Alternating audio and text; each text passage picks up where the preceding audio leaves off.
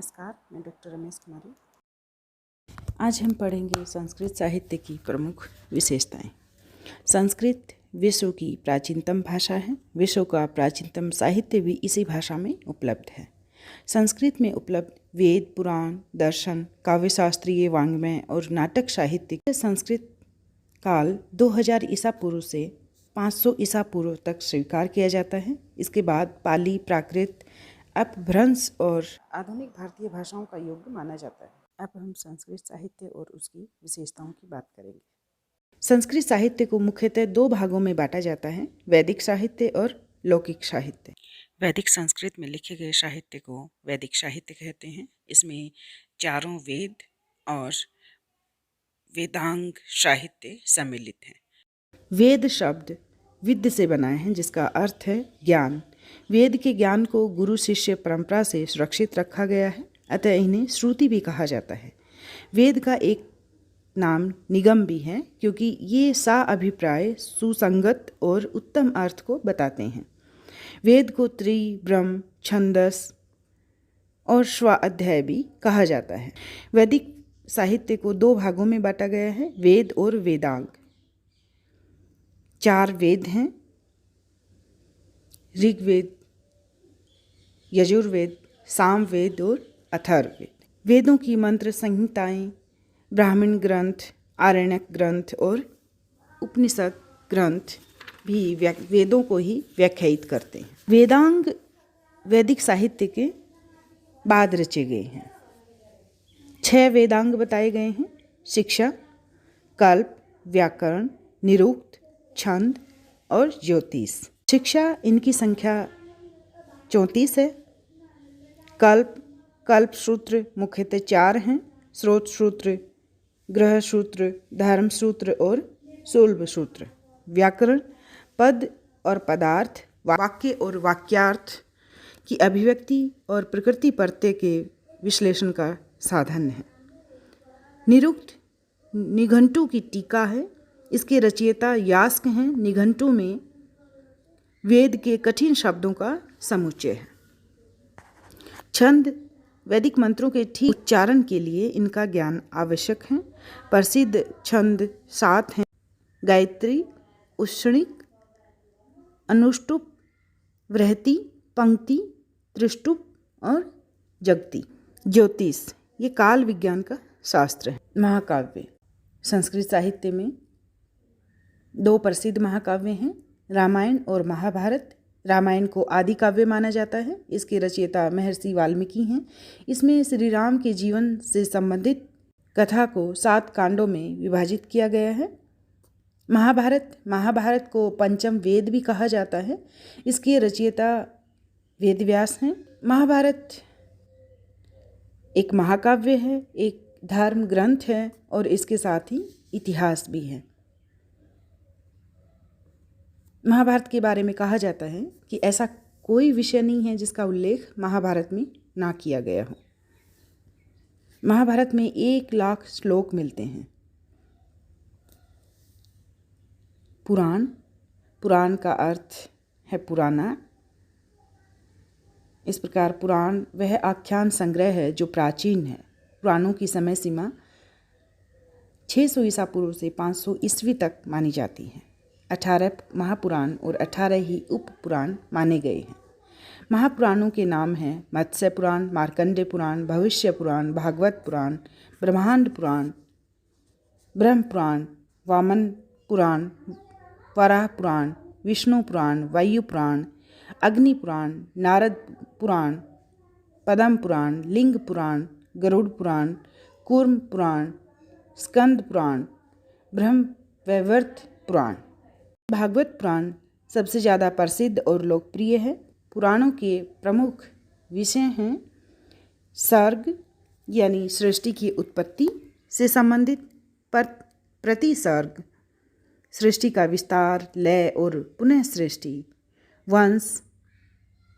वंशानुचरित, स्तुति, उपवास, तीर्थ, व्रत, शरीर विज्ञान, चिकित्सा विज्ञान, काव्यशास्त्र, व्याकरण, ज्योतिष, आयुर्वेद, धनुर्वेद, वैदिक कर्मकांड आदि।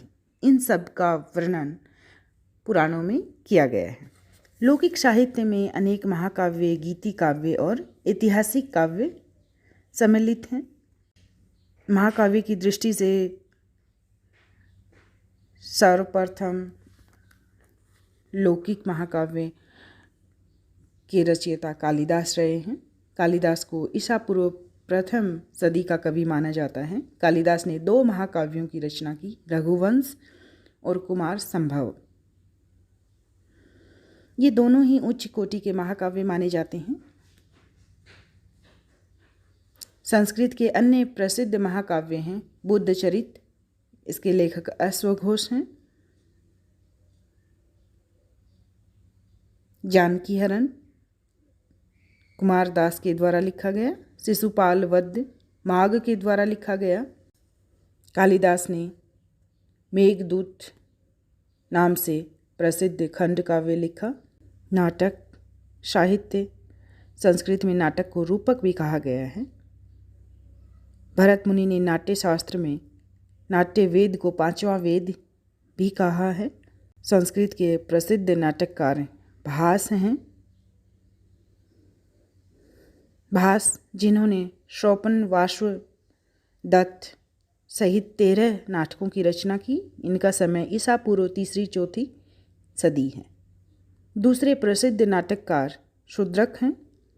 मृच्छकटिक जिनकी रचना है, मृच्छकटिक से ही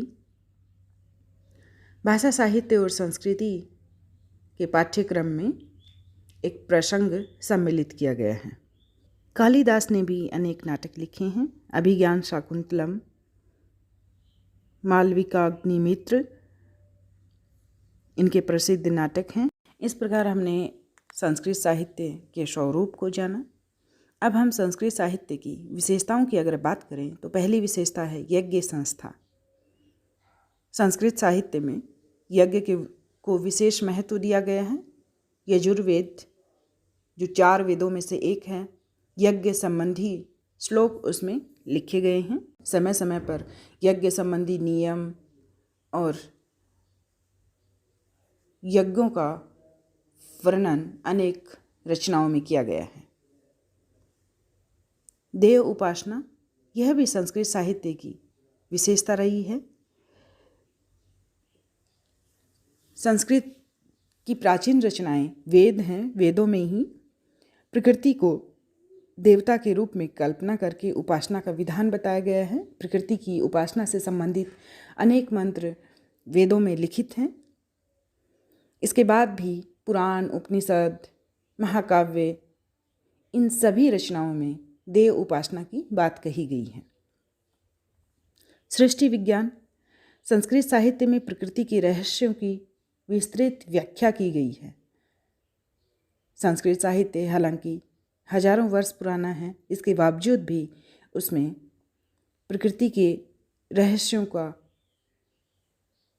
उद्घाटन किया गया है। प्रकृति के रहस्यों को विस्तार से जानने के लिए संस्कृत साहित्य उत्तम स्रोत है। जीवात्मा और परमात्मा, यह भी संस्कृत साहित्य की विशेषता है। इसमें जीवात्मा यानी आत्मा और परमात्मा यानी ईश्वर के बारे में चिंतन मौजूद है। कर्मवाद भी संस्कृत साहित्य में दर्शाया गया है कि व्यक्ति को कर्म करना चाहिए, फल की चिंता नहीं करनी चाहिए। इसमें समय समय पर अनेक रचनाओं के द्वारा यह दर्शाने की कोशिश की गई है कि व्यक्ति को फल की प्राप्ति उसके कर्मों के अनुसार ही होती है, कि जैसे व्यक्ति कर्म करता है उसको उसी के अनुरूप फल की प्राप्ति भी होती है। जीव के बारे में कहा गया है कि जीव कर्म विधान में बंधा हुआ है, वह अपने कर्मों के अनुसार अपना फल भोगता है।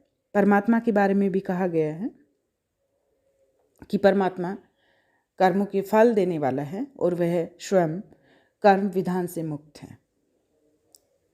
सद असद का विवेचन, संस्कृत साहित्य में सद और असद का विवेचन किया गया है। सत्य और असत्य की भी विस्तृत व्याख्या की गई है।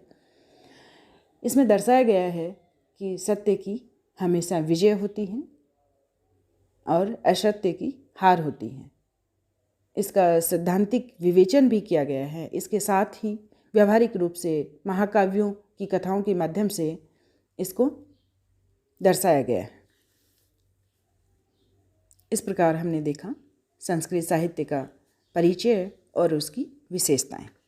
धन्यवाद।